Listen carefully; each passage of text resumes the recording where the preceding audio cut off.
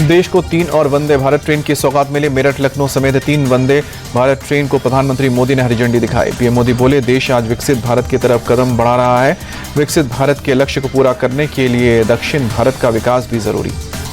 PM Modi बोले, Vande Bharat train आधुनिक होती भारतीय रेलवे का नया चेहरा है। आज हर रूट पर वंदे भारत ट्रेन की मांग है। पीएम ने कहा कि वंदे भारत का जल्द ही स्लीपर वर्जन भी आएगा। अमृत ट्रेनों का भी तेजी से विस्तार किया जाएगा। दिल्ली में जिला न्यायपालिका का राष्ट्रीय सम्मेलन, प्रधानमंत्री मोदी ने सम्मेलन का उद्घाटन किया। सीजीआई डीवाई चंद्रचूड़ भी रहे मौजूद। सम्मेलन में पीएम मोदी ने कहा कि न्यायपालिका पर देश की जनता को भरोसा है। न्यायपालिका ने देश की एकता को बचाया है। न्यायपालिका सम्मेलन में महिला सुरक्षा पर भी बोले पीएम मोदी। कहा कि महिलाओं पर अत्याचार गंभीर समस्या, महिला सुरक्षा को लेकर सरकार भी गंभीर। केरल के पालक्काड में आरएसएस की अखिल भारतीय समन्वय बैठक, संघ प्रमुख मोहन भागवत, जेपी नड्डा समेत कई नेता मौजूद रहे। पालक्काड में संघ की 3 दिन तक चलेगी बैठक। विधानसभा चुनाव, बीजेपी के नए अध्यक्ष समेत कई मुद्दों पर मंथन।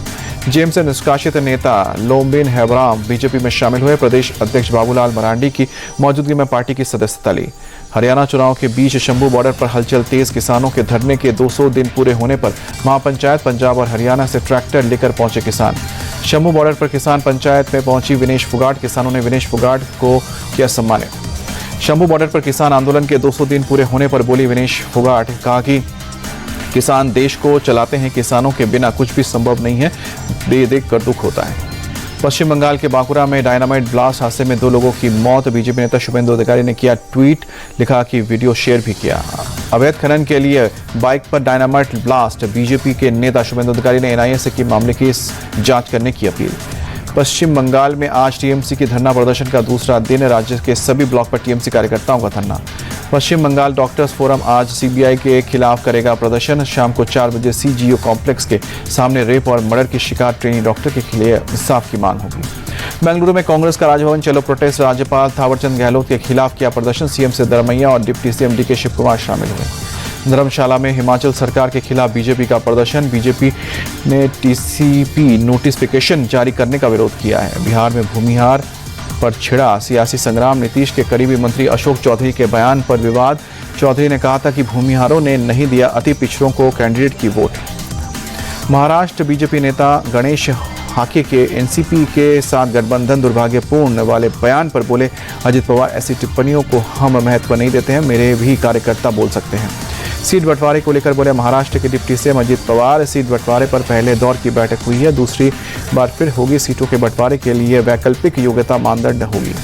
नमाज ब्रेक हटाने को लेकर बोले असम के CM Hemant Biswa Sharma. Rule committee की बैठक में सभी विधायकों ने सर्वसम्मति से फैसला लिया है, ये मेरे अकेले का फैसला नहीं है।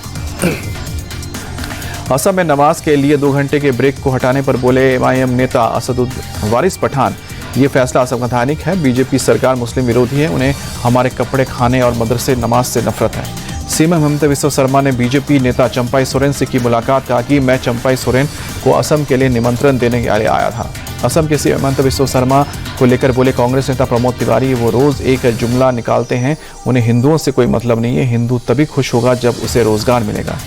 तनख्वाह घोषित होने के बाद सुखबीर बादल का ट्वीट। कहा कि श्री अकाल तख्त साहिब के आदेश को स्वीकार करता हूं।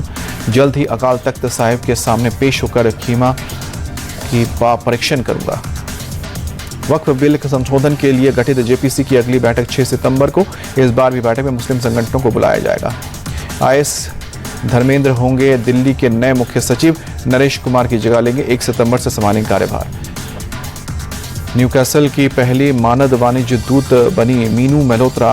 भारतीय उच्चायुक्त दोराईस्वामी ने किया नियुक्त। कंगना रनौत की फिल्म इमरजेंसी के सेंसर सर्टिफिकेट पर लगी रोक। कंगना ने कहा कि हमें जान से मारने की धमकी मिल रही है।